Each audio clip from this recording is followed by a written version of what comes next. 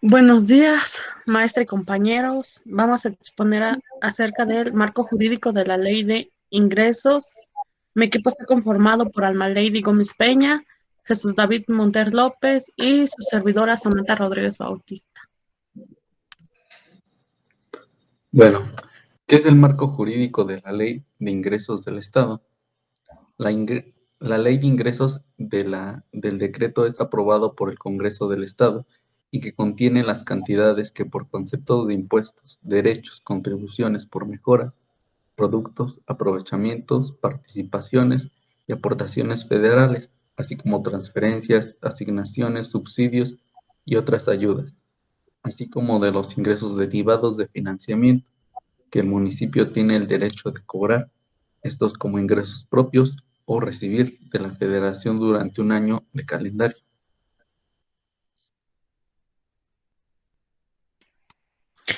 Su objetivo es incrementar las capacidades y estrategias recaudatorias de ingresos estatales mediante la diversificación y utilización de las tecnologías para establecer una política fiscal correspondiente que contribuya a mejorar la justicia fiscal en la población, todo ello para fortalecer una presencia fiscal mediante el ejercicio de las potestades tributarias, así como impulsar el crecimiento de los ingresos propios y fortalecer la política recaudatoria mediante estímulos fiscales a contribuyentes.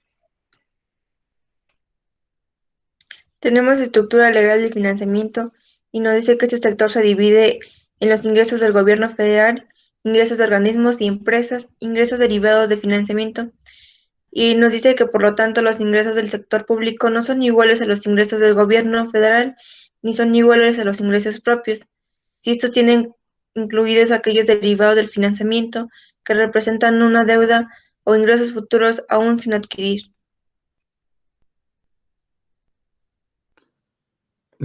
Por origen de los recursos. Están los petroleros y no petroleros. Por razones constitucionales y por ser del sector estratégico del sector público, los hidrocarburos son parte fundamental para cualquier análisis de la LIP. Además, estos cuentan con las características de requerir grandes inversiones para su explotación, estar en el mercado internacional altamente volátil y sobre todo ser recursos no renovables o finitos. Están los tributarios y no tributarios. Por su parte, una conveniencia de dividirlos de esta manera porque así se pueden aproximar a cierto tipo de ingresos con aquellos que provienen de la misma actividad económica, los tributarios, en contraste con los que provienen de la explotación de bienes naturales o de capital, así como los que no provienen en consecuencia directa de la economía, los no tributarios, las cuotas de seguridad social de los trabajadores y de los patrones que no se consideran como ingresos tributarios. También está la matriz conjunta. Como se mencionó anteriormente, la división de la LIF de las subsecciones no son excluyentes entre sí. Existen trasplantes, unos más grandes que otros. Estos son considerados como divisiones de los ingresos petroleros y no petroleros, así como los ingresos tributarios y los no tributarios.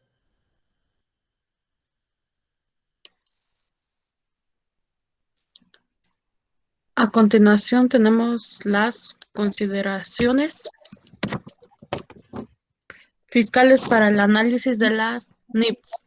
Como primero tenemos la sostenibilidad, que es el reto más grande,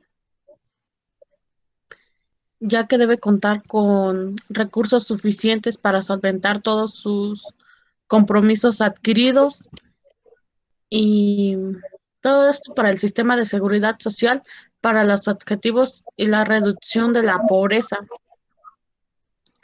y prosperidad económica.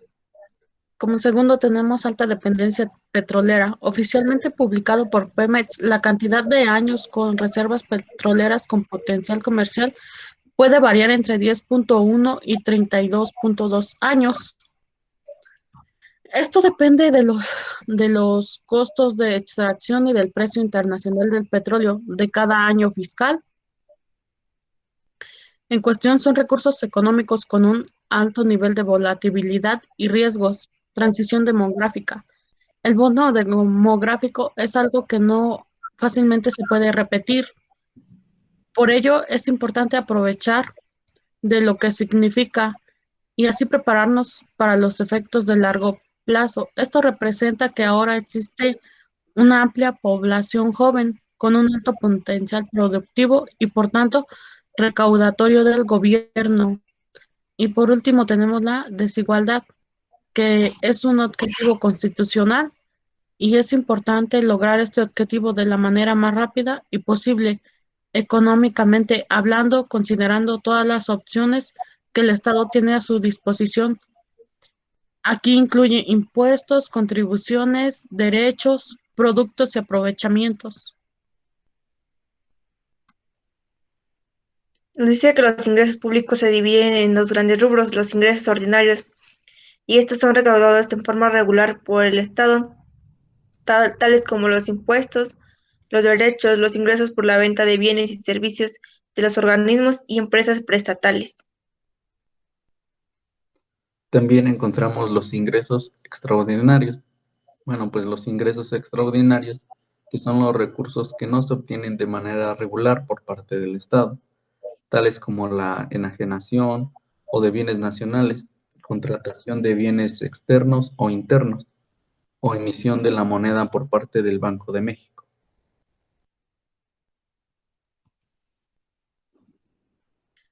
Tenemos los artículos y tenemos el artículo 1, donde nos dice que la hacienda pública del Estado de Hidalgo percibirá durante el ejercicio fiscal comprendido del 1 de enero al 31 de diciembre del 2021 los ingresos provenientes de los conceptos y las cantidades estimadas, y continúan son los impuestos, las cuotas y aportaciones de seguro social, las contribuciones de mejoras, los derechos, los productos, los aprovechamientos, ingresos por ventas de bienes, prestaciones de servicios y otros ingresos, participaciones, aportaciones, convenios, incentivos, derivados de la colaboración fiscal y fondos distintos de aportaciones.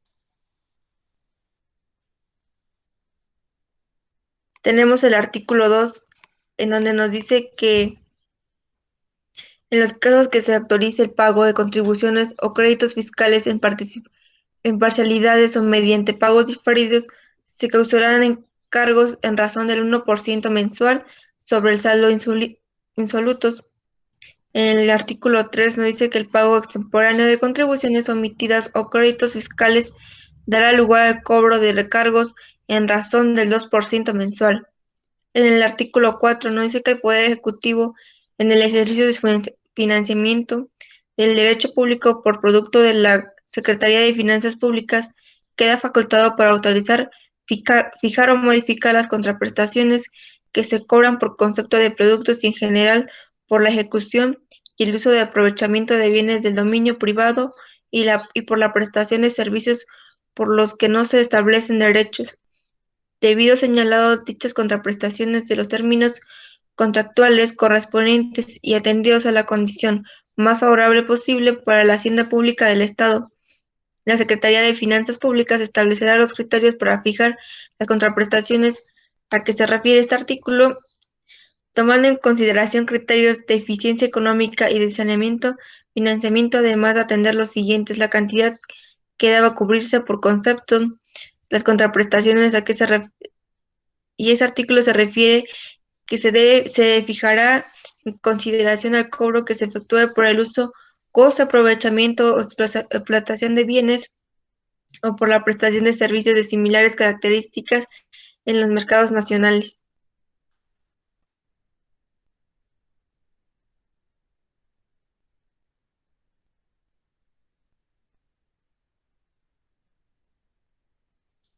Artículo 5. Las contribuciones y contraprestaciones que no estén debidamente validadas por la Secretaría de Finanzas Públicas y aprobadas por el Congreso para regir en el ejercicio fiscal 2021 no podrán ser cobradas. por las dependencias o entidades paraestatales. Por tal efecto, continuarán vigentes las últimas publicadas en el Periódico Oficial del Estado, salvo que se trate de multas, en cuyo caso se aplicarán las vigentes en el momento de la comisión de la infracción que les den origen. Con el objeto de la Secretaría de Finanzas Públicas elabore la cuenta de Hacienda Pública del Estado, todas las entidades de la Administración Pública Paraestatal, sin excepción, se deberá entregar durante el ejercicio fiscal 2021 un informe mensual armonizando sobre los ingresos que haya percibido en el periodo. Artículo 6. Los ingresos propios de las unidades generadas de estos podrán destinarse a cubrir los gastos de operación, conservación, mantenimiento e inversión de las mismas, y hasta por el modo autorizado en el presupuesto de egresos del Estado de conformidad con los programas y proyectos que se hubiese presentado la Secretaría de Finanzas Públicas para la integración de este último. Ingreso 7. Cuando ordenamientos de carácter no oficial otorguen una naturaleza distinta a los ingresos que perciban y entidades paraestatales a la administración pública estatal tendrán naturaleza de los contemplados en esta ley. Artículo 8. Las contribuciones contenidas en la presente ley, cuyo cobro corresponda a la Administración Pública Centralizada, serán recaudadas por la Secretaría de Finanzas Públicas. Las contribuciones de las entidades paraestatales serán recaudadas directamente por estas y estarán obligadas a rendir información que en su caso les sea requerida por la Secretaría de Finanzas Públicas para la integración de la cuenta de la Hacienda Pública del Estado. Sin perjuicio de lo anterior, el Poder Ejecutivo, por conducto de la Secretaría de Finanzas Públicas, podrá disponer de las funciones de cobro de las contribuciones correspondientes a las entidades paraestatales que se realicen temporal o permanentemente, de manera centralizada, en cuyo caso deberán transferirse a las citadas entidades de los montos respectivos para dar cumplimiento a los compromisos presupuestales que se adquieran en los términos del presupuesto de egresos del Estado. Ley de Ingresos del Estado Libre y Soberano para el ejercicio fiscal del año 2021. Instituto de Estudios Legislativos 16. Artículo 9. Lo establecido en los artículos 4, 5, 6, 7 y 8 que anteceden se aplicarán a los ingresos que reciban las dependencias y entidades paraestatales en los términos de la Ley de Presupuesto y Contabilidad Gubernamental del Estado de Hidalgo, así como el Presupuesto de Ingresos del Estado. Artículo 10. Las entidades paraestatales deberán llevar su registro de ingresos armonizado de conformidad con lo establecido a la Ley General de Contabilidad Gubernamental en el conduciente de la Ley Estatal de los Derechos, así como la legislación aplicable, además de cumplir en todas sus obligaciones fiscales en los términos que dispongan la normatividad de la materia. Nos dice que esto tiene una vigencia de un año a partir del 1 de enero hasta el 31 de diciembre y debe presentarse ante el Congreso de la Unión a más tardar el 8 de septiembre de cada año anterior a su vigencia. Aprobación de la Ley de Ingresos. Exposición de motivos donde se señale la política de ingresos del Ejecutivo Federal, monto de ingresos en los últimos 5 años de ejercicios fiscales, estimación de los ingresos para el año que se presupuesta y las metas, objetivo de los siguientes 5 ejercicios fiscales. El derecho incluirá la estimación de ingresos del gobierno gubernamental, así como las entidades de control directo, también como los ingresos provenientes del financiamiento, las propuestas de endeudamiento neto del gobierno federal, las entidades, así como la intermediación financiera. Los ingresos por financiamiento, en caso de considerarse este rubro, deberá incluir ingresos por financiamiento, saldo y composición de deuda pública, y el monto de los pasivos, saldo y composición de deuda del gobierno federal, y el impacto sobre la misma del techo de endeudamiento solicitado.